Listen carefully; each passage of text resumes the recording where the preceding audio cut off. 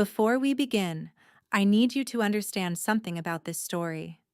It is not about a woman who is in the right place at the right time. It is about a woman who looked at a dying man that the entire world had decided was worth nothing and chose, deliberately, against every instinct for self-preservation she possessed, to spend the last coins in her purse on his life. It is about what that choice cost her and what it came back as. Subscribe before we go any further. Because if you are the kind of person who has ever spent something precious on someone the world had already given up on, this story was written in your language, and you do not want to miss a single word of it. Now, let us begin. The auction square in the market town of Veldrath smelled of mud and unwashed bodies, and the particular desperation that gathers in places where human beings are assigned a price. Alara had been coming to this market every fortnight for 3 years, for herbs, for salt. For the occasional piece of equipment her small healing practice required that she could not make or grow herself. She knew the square well. She knew its rhythms and its moods, and the specific quality of noise it produced on different days, the cheerful chaos of the grain market, the quieter commerce of the cloth sellers, the ugly, festive energy of the punishment days when the Lord's guards brought someone to the stocks, and the crowd gathered with the particular enthusiasm of people who were glad, for once, not to be the ones in trouble. She had learned to finish her errands and leave before the punishment days began. Today, she had not left quickly enough. The crowd had gathered at the eastern end of the square around the raised wooden platform that served, on days like this, as a stage for the Lord's entertainment. Lord Casimir's guards stood at its corners in their gray and black livery, and on the platform itself, chained to the post at its center, was a man. Alara's first thought was that he was tall. Her second thought, arriving a half-second later as the healer in her overrode everything else, was that he was dying. She could see it from 20 feet away, the particular gray quality of skin that had lost too much blood. The way he held himself upright through pure will rather than physical capacity, the shallow and too rapid movement of his breathing. And he had wounds on his arms and shoulders that had been left untreated long enough for the flesh around them to show the dark discoloration of early infection. His clothes, which had once been of excellent quality, she could see that much even in their current state of ruin, hung from him in strips. He was perhaps 30 years old and built like a man who had, until recently, been in extraordinary physical condition. The bones of his face were strong and precise, the kind of face that would have been commanding under ordinary circumstances. Under these circumstances, it was simply in pain. The auctioneer, a thin man in a brown coat, who had the practiced cheerfulness of someone who had long since made his peace with his profession, was speaking to the crowd with the easy patter of a man selling livestock he knew to be lame. "A northern prisoner," he announced, "taken in a border dispute and held at Lord Casimir's pleasure these past 4 months. Strong back, good height, useful for heavy labor.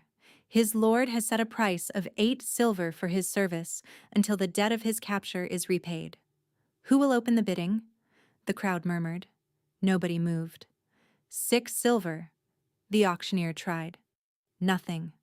"Come now," he said, with the first trace of impatience beneath the cheer. 5 silver for a strong back. You'll not find a better bargain in—" "He won't survive the week," a voice said from the crowd. "A farmer, by his clothes. Look at him. He's half dead already. No use buying a corpse." Laughter rippled through the assembled people, the mean-spirited laughter of those who find other people's suffering a form of entertainment they have not had to pay for. On the platform, the prisoner did not react to the laughter. He was scanning the crowd. Not desperately, not with the pleading eyes of a man hoping for rescue. Methodically, the way a soldier scans a battlefield, assessing, cataloging, looking for information rather than sympathy. His eyes found Alara's. She did not know why she held his gaze. She was not by nature a person who sought confrontation. She was a healer who lived at the edge of a market town and kept her head down, and her gift hidden and her life as small and as safe as she could make it. She had learned very young that visibility was dangerous for women like her, and that the best protection available was to be unremarkable. But she held his gaze, and what she saw in his eyes was not what she expected. Not despair, not the dull resignation of a man who had given up. Something else, a quality of attention, sharp and entirely present, that told her whoever this man was, whatever had been done to him, he had not been broken by it. He was in there, fully, watching the world with the focused intelligence of someone who was still, despite everything, thinking several moves ahead. 4 silver, the auctioneer said, his voice dropping further. 4 silver and he's yours. Final offer. I'll take him, Ilara said. The words came out of her before she had fully decided to say them. She felt every head in the crowd turn toward her. She kept her eyes on the man on the platform and reached into her purse with fingers that trembled only slightly. 4 silver. The entirety of what she had made at the market today. The entirety of what she had in truth, until the next patient found her door or the next harvest came in. She pushed through the crowd toward the platform, the coins in her fist. The auctioneer looked at her with poorly concealed surprise. 4 silver from the healer woman. Very good. Shall I take the chains off him? She said. A guard stepped forward. The prisoner is to remain restrained until I have purchased his service, Ilara said. By the Lord's own law, a purchased laborer is transferred to the custody of the buyer. Take the chains off him. A silence. Then the guard, apparently deciding that arguing with a woman over a prisoner nobody else had wanted was beneath his dignity, produced a key. The prisoner descended the platform steps without assistance. This cost him visibly. She could see the effort it required. I see the moment his leg nearly buckled on the second step, and the moment he caught himself through sheer force of will. But he made it to the ground and stood before her at his full height, which was considerably above hers, and looked at her with those sharp, assessing eyes. Can you walk? She asked quietly. He studied her for a moment. Then he said, in accented but perfectly clear common tongue, Yes. Good, she said. Then walk with me. And do not collapse until we are out of the square because I cannot carry you, and I would rather not give them the satisfaction. Something moved at the corner of his mouth. Not quite a smile, the ghost of one. Agreed, he said. They walked out of the square together, and Ilara did not look back at the crowd. And the crowd watched them go with the confused murmurs of people who had expected a different ending to the afternoon's entertainment. If that moment just did something to your chest, you are exactly who this channel exists for. Hit subscribe right now because the people who find this story at the right moment are the ones I need here for what comes next. The walk from the market square to Ilara's cottage took 20 minutes on a good day. It took the better part of an hour. The prisoner, she did not yet know his name. He had not offered it and she had not asked, because she understood instinctively that a man who had just been publicly auctioned needed whatever dignity remained to him intact, moved with determination but increasing difficulty. She walked beside him and did not offer her arm, because she understood equally that he would not take it and that the offer might humiliate him further. Instead, she set a pace she could maintain and let him match it. He did not speak. Neither did she. The road from the market to the edge of town where her cottage sat was quiet at this hour. The other traders gone home, the fields on either side empty and gray under a November sky. When the cottage came into view, she heard his breathing change, an almost imperceptible increase in labor that told her he was closer to his limit than his bearing suggested. Nearly there, she said. I know, he said. Then, after a pause, thank you. She glanced at him. He was looking straight ahead, his jaw set, his expression giving away nothing. "You can thank me when you haven't died of infection," she said. "Fair," he said. She got him through the door and into the chair by the fire and went immediately for her supplies, moving with the focused efficiency of someone doing what they were trained for. He sat in the chair and watched her prepare without speaking, and she was aware of his eyes following her movements around the room with that same methodical attention. "I am going to look at your wounds," she said. "I will need you to take off what remains of your shirt." He did so without comment. The wounds were worse than they had looked from a distance. 4 months of captivity had left its full record on his body. Old injuries poorly healed, new ones only days old, the dark veining of infection spreading from the deepest of them on his left shoulder. There were marks on his wrists from chains worn long enough to leave permanent impressions in the skin. Alara worked without speaking for a long time, cleaning and treating with the careful precision of long practice.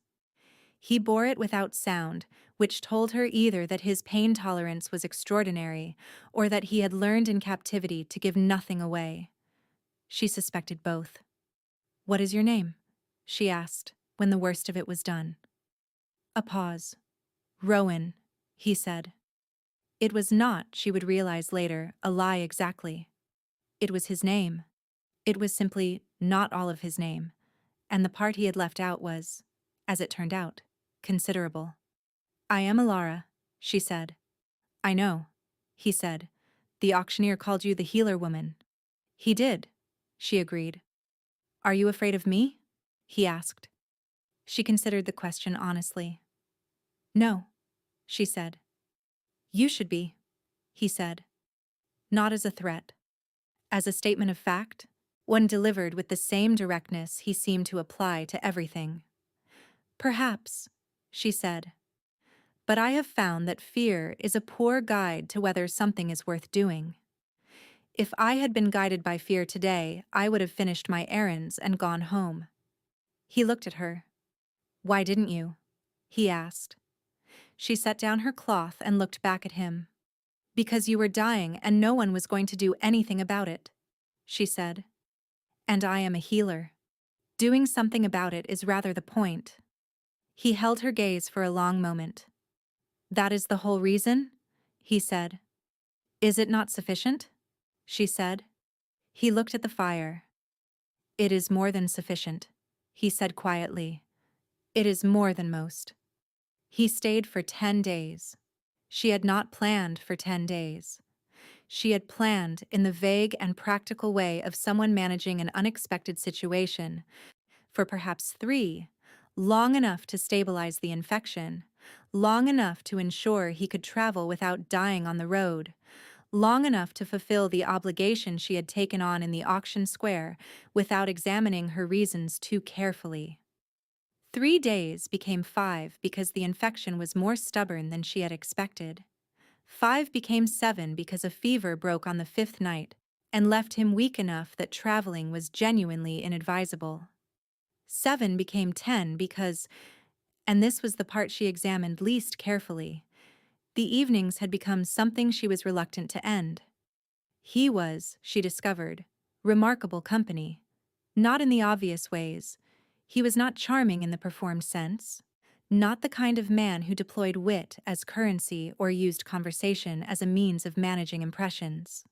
He was direct and precise and occasionally said things that were so plainly true and so rarely said aloud that they made her laugh with the surprise of them. He was also, she discovered gradually, watching her. Not obtrusively, not in a way that felt threatening, but with a quality of attention that was different from the way most people paid attention.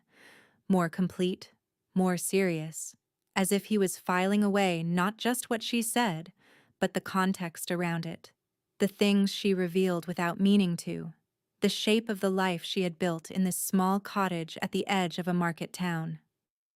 "You hide what you can do," he said on the 4th evening. She looked up from the herbs she was sorting. "I am a healer," she said carefully. "I do what healers do." "You do more than healers do," he said. "I have been treated by healers. In what you did with my shoulder on the second night? The light that came from your hands when you thought I was asleep. That is not herbs and knowledge. The silence that followed was the kind that changes the shape of a room. You were awake, she said. I was, he said. She set down the herbs. If you intend to report me, she began. I intend to do nothing of the kind, he said. His voice was steady, entirely without the edge of threat or judgment.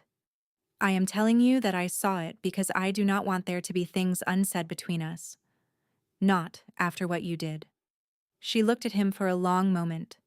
It is forbidden, she said, in this kingdom. What I have, the gift. I know, he said. If Lord Casimir's men knew. They don't, he said, and I will not tell them. He held her gaze. You have my word. She studied him, the directness of his eyes, the absolute evenness of his tone, the qualities she had noticed from the first day of a man who did not say things he did not mean. All right, she said. What does it do? He asked. The gift. She thought about how to answer. It heals, she said. More completely than herbs alone, faster. Things that should take weeks take days. Things that should be permanent sometimes aren't. She paused. My grandmother had it. Her grandmother before her. The women in my family have always had it. We have always hidden it. Because of the law, he said. Because of what happens to women whose gifts the law does not understand, she said. He was quiet for a moment. The law is wrong, he said. Yes, she agreed. It is. He looked at the fire. When I am able to, he said. And there was something in his voice she did not yet have the context to interpret. I intend to do something about that. She looked at him. You are a prisoner who arrived here with nothing, she said. 4 days ago you could not walk unassisted. I am aware of my current circumstances, he said. Something moved at the corner of his mouth. I am describing future ones. She looked at him for a long moment. You are very certain of yourself for a man whose shirt is still in pieces, she said. The almost smile became briefly real. A temporary condition, he said. On the 7th night, the fever broke. She had been sitting beside him through the worst of it, the way she sat beside all her patients through the worst of it, and because she had found over years of practice that the presence of another person in the dark hours mattered in ways that had nothing to do with medicine. She had kept the fire built and the cloths cool, and her hand, occasionally, on his, when the shivering grew bad enough that he needed an anchor.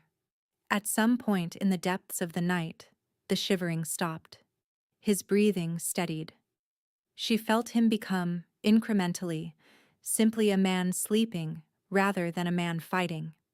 She was about to rise and go to her own bed when his hand, which she had been holding, tightened on hers.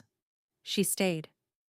In the morning he was improved enough to sit up and eat, and he looked at her across the small table with the particular expression of a man taking stock of a debt he takes seriously.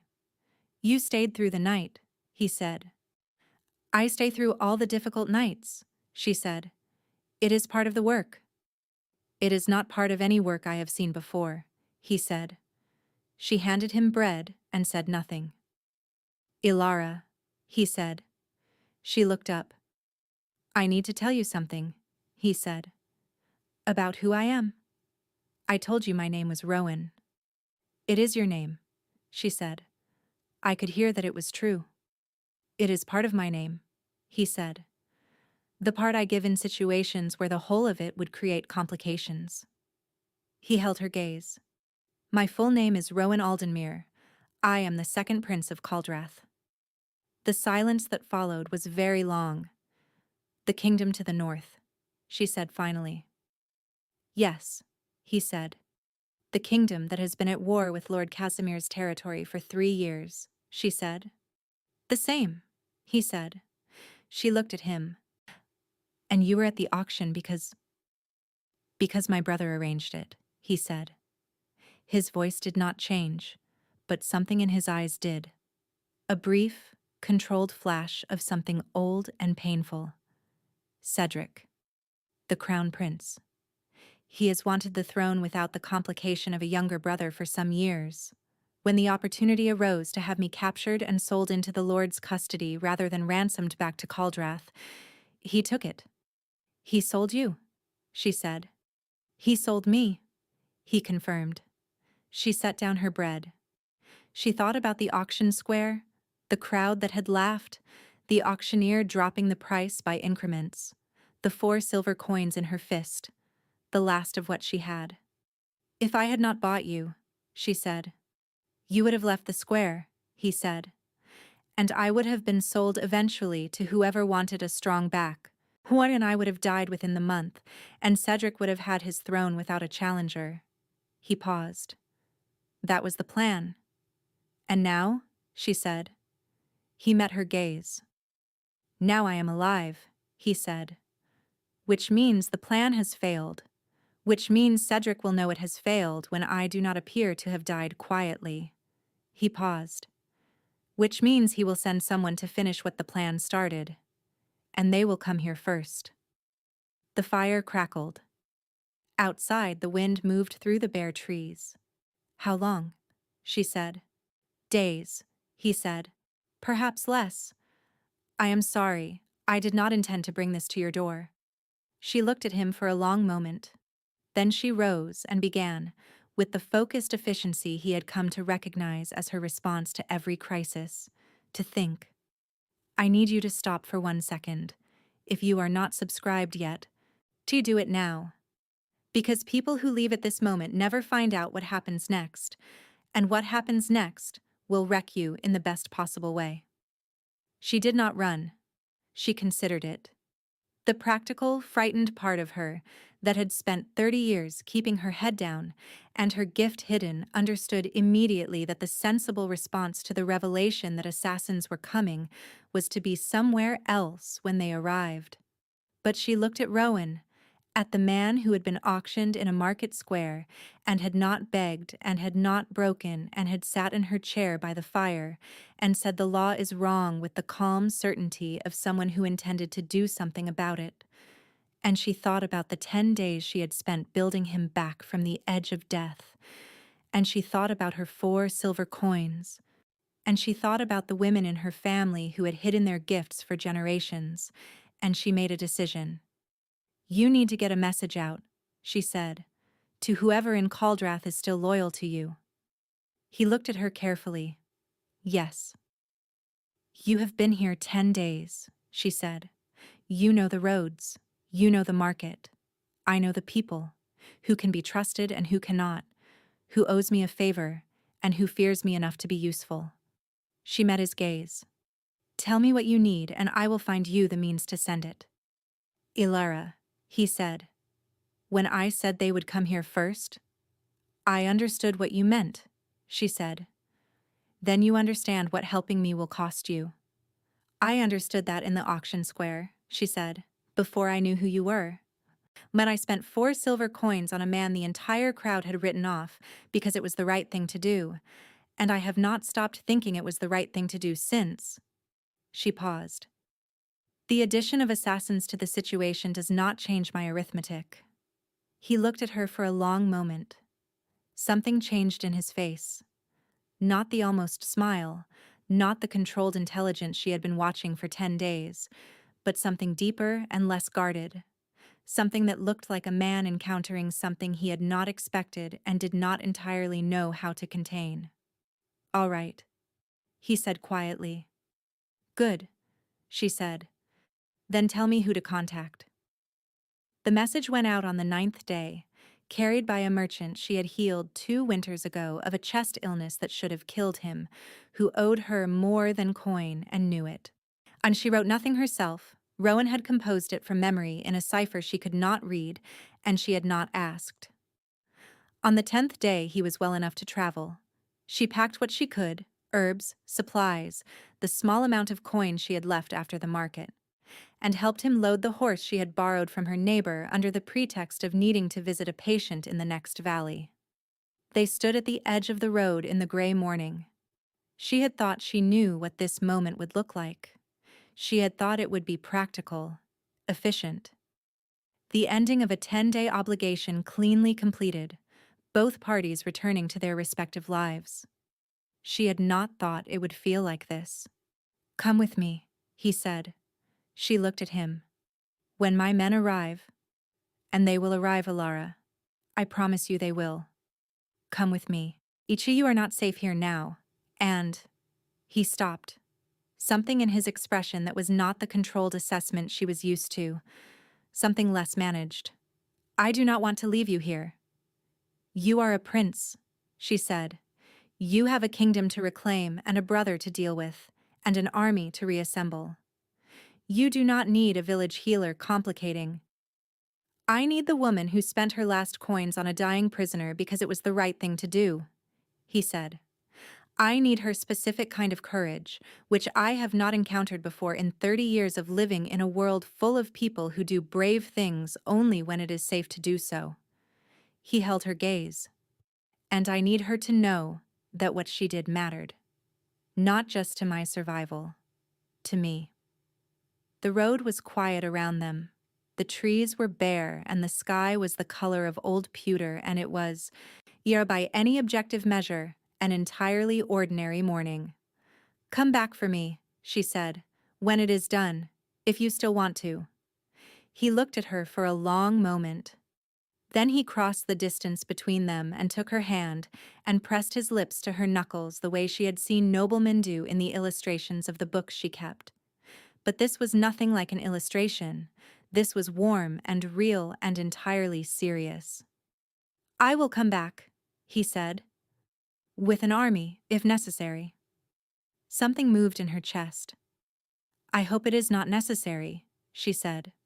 "It probably will be," he said. She almost laughed. He mounted the horse and rode north, and she stood at the edge of the road and watched him until the trees took him, and then she stood there a little longer, her hand still warm from his, and thought about 4 silver coins and the specific arithmetic of choosing to believe in something the whole world has already written off. Then she went back to her cottage and her work, and the waiting.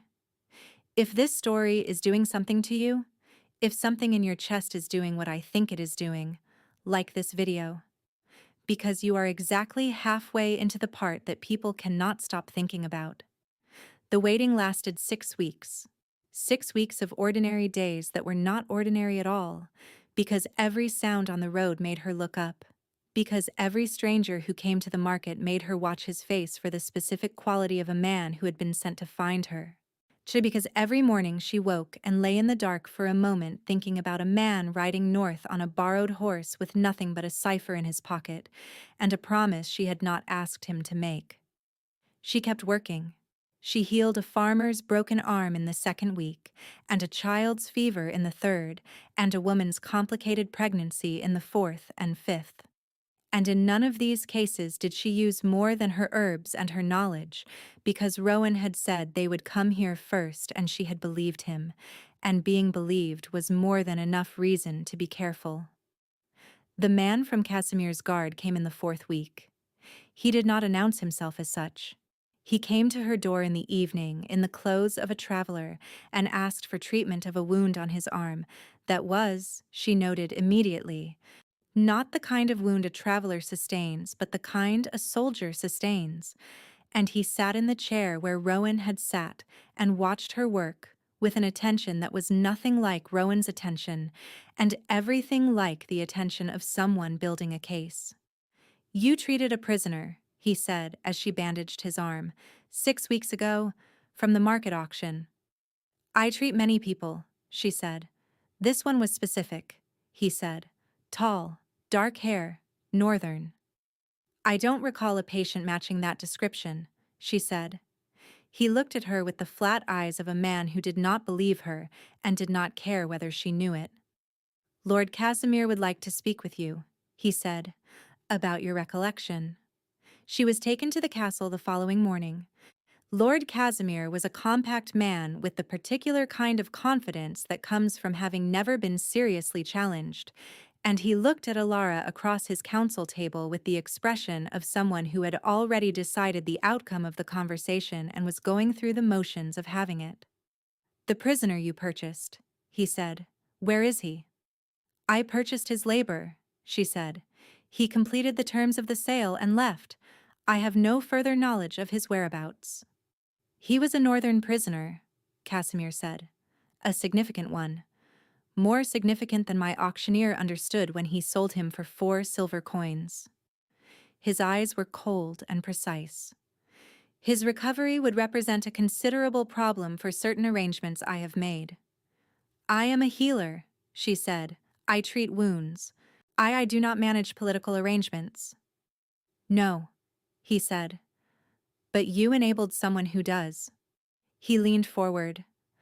"I am going to ask you one more time, and I would encourage you to consider your answer carefully. Where is he?" "I don't know," she said. He looked at her for a long moment. "I think you do," he said, "and I think there are ways of improving your recollection." He looked at the guard beside her. "Put her in the tower room. We will continue this conversation in the morning." The tower room was cold and small, and had a window that overlooked the castle courtyard, which Alara found herself watching through the long hours of the night with the focused attention of a woman trying to calculate whether a fall from that height was survivable. It was not. She sat on the floor with her back against the wall and thought about her options with the methodical precision that had kept her alive and hidden for 30 years. She did not know if Rowan's message had reached anyone. She did not know if the 6 weeks had been enough. She did not know if he was alive. She knew she could not tell Casimir where Rowan had gone, not because she was certain she knew. She did not have the cipher, did not know who had been contacted, but because even what she did know, the direction, the merchant, the borrowed horse, could be enough to unravel something that people were depending on. She knew that in the morning Casimir would ask her again, with whatever he intended by ways of improving your recollection, and she knew what her answer would be. She pressed her back against the cold stone wall and breathed and thought about 4 silver coins and the arithmetic of choosing something because it is right even when it costs you. At some point before dawn, she slept. She woke to shouting. The sound reached her in waves, voices, then metal on metal. Then something that shook the castle walls with the deep percussion of something enormous and organized, arriving at the gates with purpose. She was at the window before she was fully awake. The courtyard below was chaos. Casimir's guards running, voices shouting orders, torches moving in the pre-dawn dark. And at the castle gates, which were not holding, which were in the process of demonstrably not holding, the torchlight caught the banners of a kingdom she recognized from the books she kept, Caldrath, and the silver and black of the northern kingdom, snapping in the cold air above an army that was moving through the gates with the organized precision of people who had planned this carefully and were executing it without particular urgency. She pressed her hands against the window frame and breathed. He had come back. With an army. Exactly as promised. It took less than an hour. Casimir's forces were not prepared for a siege, had not expected one, had believed themselves insulated from northern aggression by the arrangements Casimir had mentioned, arrangements she now understood to mean an agreement with the treacherous Prince Cedric, who had sold his brother into captivity in the first place. Those arrangements were, apparently, no longer operative. The castle fell to negotiation rather than slaughter. Rowan, she would learn later, had insisted on it, had given Casimir the opportunity to surrender his garrison without loss of life in exchange for cooperation with the investigation into Cedric's treason, and Casimir had taken the offer with the speed of a man who understood when he had miscalculated badly. The door of the tower room opened an hour after dawn. Rowan stood in the doorway. He was dressed differently than she had ever seen him. Not the ruins of fine clothes she had first seen, not the plain practical things he had worn in her cottage, but the formal clothes of what he was, dark and precisely cut, a silver insignia at his collar that she recognized from the banners in the courtyard. He looked like a prince. He looked like the kind of man who commanded armies and they came, the kind of man castles surrendered to before breakfast. He also looked, she noted, like a man who had been running. He crossed the room in 3 strides and took her face in his hands and looked at her with those sharp, assessing eyes that were, right now, entirely without their usual control. "Are you hurt?" he said. "No," she said. He exhaled. "I told you I would come back," he said. "You said with an army if necessary," she said. "It was necessary," he said. She looked at him. This man she had bought at auction for 4 silver coins, who had sat in her chair and borne her treatment without complaint, who had said the law is wrong with the certainty of someone who intended to change it. "Your brother," she said, "is in custody," he said. "His conspiracy is documented and witnessed. The council has been convened. The succession is—" He stopped. Something moved through his expression, in a brief and entirely human flicker of exhaustion beneath the composure. "It will be resolved. The right way." She reached up and covered his hands with hers. "You need to rest," she said.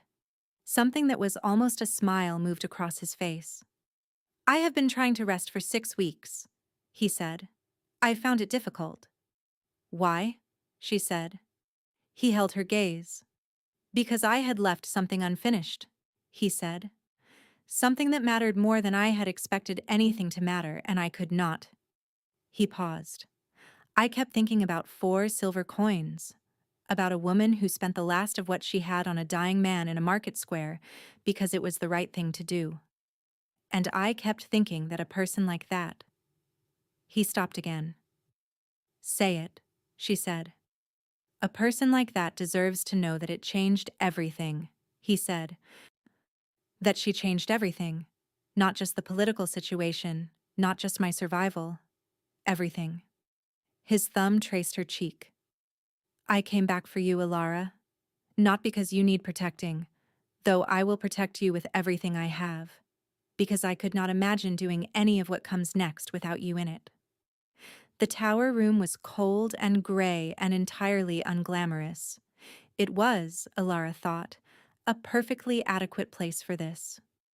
"You said you intended to do something about the law," she said. "About the gift." "I did," he said. "Is that still true?"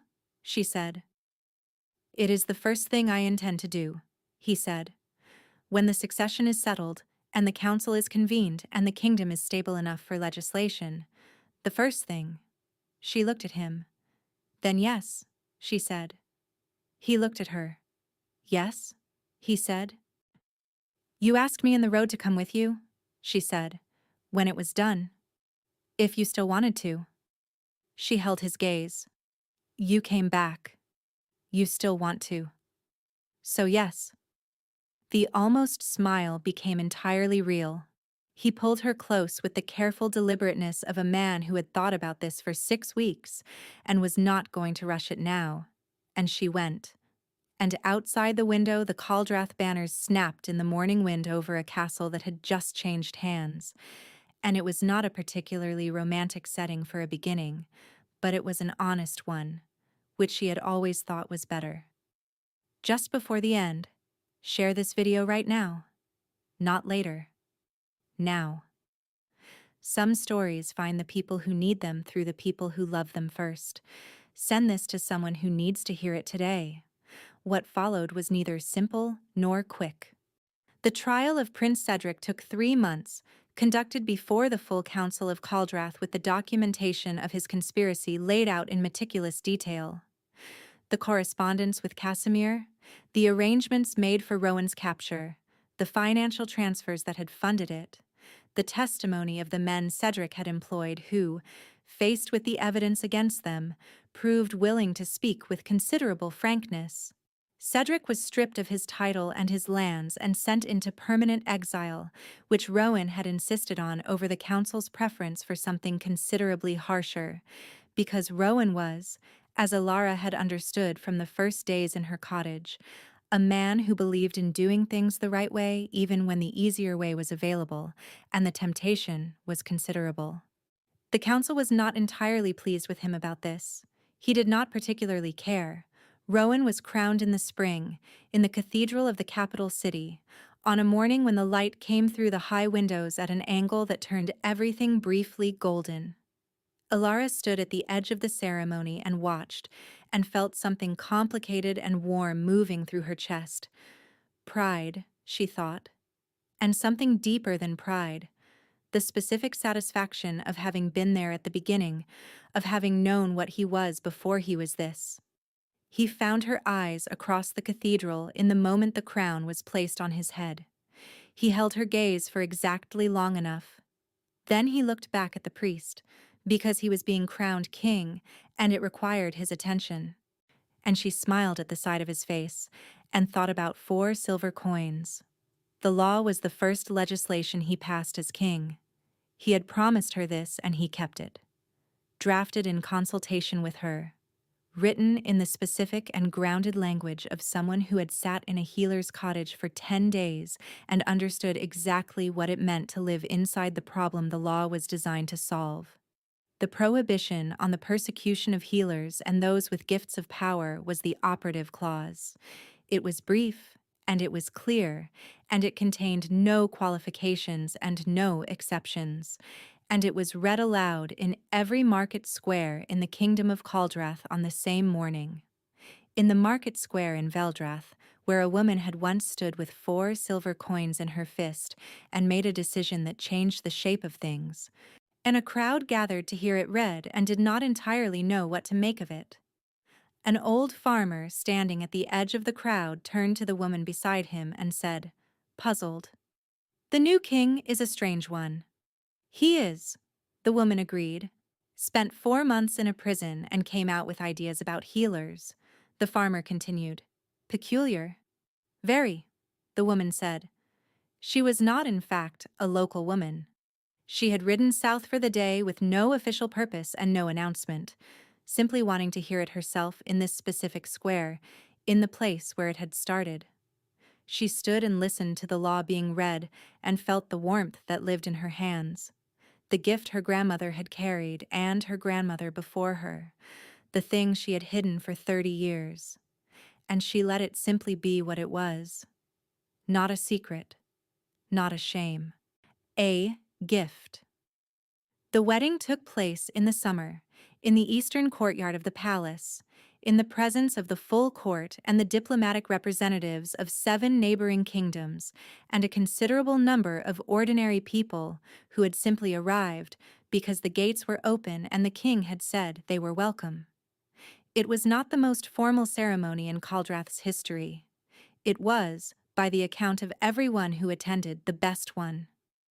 Afterward, when the celebration had settled into something quieter and the court had begun to drift toward the feast inside, Rowan found her standing at the edge of the courtyard where the garden met the stone. He stood beside her. The evening was warm, the first stars appearing above the palace walls, the sound of music from inside reaching them softly. "Happy?" he asked. She thought about it honestly, the way she thought about everything. "Extraordinarily," she said. He took her hand. She leaned into him. "I have been thinking," he said, "about the merchant you sent my message with. The one who owed you a favor." "What about him?" she said. "I want to give him something," he said. "Some formal recognition." He took a considerable risk. "He would be embarrassed by formal recognition," she said. "Give him a trade license for the northern routes. He has been trying to get one for years. That is what he actually wants." Rowan looked at her. "How do you know that?" he said. "Because I know him," she said. "And because I pay attention to what people actually need, rather than what would look well as a gesture." He was quiet for a moment. "This," he said, "is why I need you." "Among other reasons." "I hope," she said. "Among many other reasons," he confirmed. She looked out at the garden, at the summer evening, at the stars coming out above a kingdom that had changed. Not perfectly, not without resistance, not without the grinding daily work of governing people who did not all want the same things, but changed. The law was real. The healers who had hidden themselves in villages across the kingdom were beginning, slowly, to stop hiding. Letters had been arriving at the palace for weeks. Cautious, formal letters from women and men who had spent their lives in the specific fear she recognized, asking whether the law meant what it said, whether it applied to them, whether it was safe. She answered everyone herself. "It means what it says," she wrote. "It applies to you. It is safe." She did not know if that was entirely true yet.